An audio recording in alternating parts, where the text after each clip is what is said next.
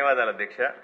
ఇప్పుడు ప్రత్యేక అవసరాలు ఉన్నటువంటి విద్యార్థులు టీచర్లు అధ్యక్ష, అంటే ఈ వికలాంగులైనటువంటి విద్యార్థులకు సంబంధించినటువంటి అవసరాలు అన్ని చోట్ల ప్రతి జిల్లాలో బాగా కనపడుతున్నాయి అధ్యక్ష. చాలా మంది మన దగ్గర ప్రతి ఎమ్మెల్యే గారి దగ్గర కూడా ఈ పిటిషన్లు వస్తాయి అధ్యక్ష. వీళ్ళని ఎక్కడికి పంపించి చదివించాలా అనే ప్రశ్న మాకు కూడా ఉంటుంది. అదే వీళ్ళ కోసం ప్రత్యేక స్కూళ్లు ఏర్పాటు చేయాలనే ప్రతిపాదన కూడా ఇంతకుముందు 2 సార్లు వచ్చింది. ఇంతకుముందు చంద్రబాబు నాయుడు గారు ముఖ్యమంత్రిగా ఉన్న సందర్భంలో దీని ప్రతిపాదనలు కూడా ముందుకెళ్ళినాయి అధ్యక్ష. తర్వాత రోజుల్లో గత 5 సంవత్సరాల్లో జగన్మోహన్ రెడ్డి గారి ప్రభుత్వం దీని గురించి అసలు పట్టించుకున్న పాపాన పోలేదు.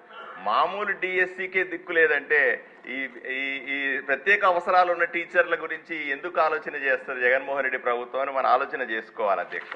ఎందుకంటే రెగ్యులర్ డిఎస్సి ఇవ్వడానికే 5 ఏళ్లు తాత్సారం చేశారు. ఇప్పుడు గత 5 సంవత్సరాల్లో ఒకటంటే నాకు తెలిసినంత టు మై సబ్జెక్ట్ కరెక్షన్ ఒక్కటంటే ఒక పోస్టు కూడా వీళ్ళ కోసం వచ్చినట్టుగా మనకు కనిపించలేదు అధ్యక్ష.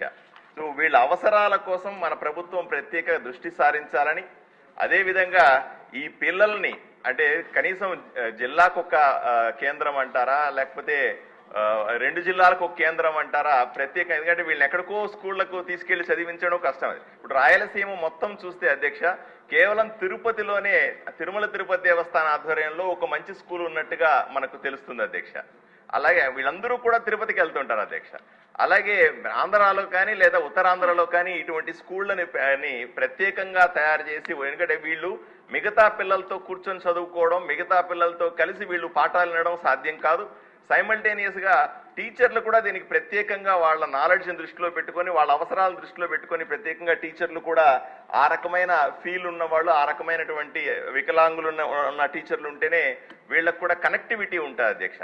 ఈ రెండింటినీ దృష్టిలో పెట్టుకొని తప్పనిసరిగా వీటి మీద ప్రత్యేకమైనటువంటి దృష్టి పెట్టాలని, ఈ ఏవైతే కోర్టుల్లో నలుగుతున్నటువంటి కేసులన్నింటినీ పెండింగ్ లో ఉన్న వాటిని క్లియర్ చేసి వెంటనే టీచర్ పోస్టులను భర్తీ చేయాలని నేను మంత్రి గారిని రిక్వెస్ట్ చేస్తున్నాను అధ్యక్ష.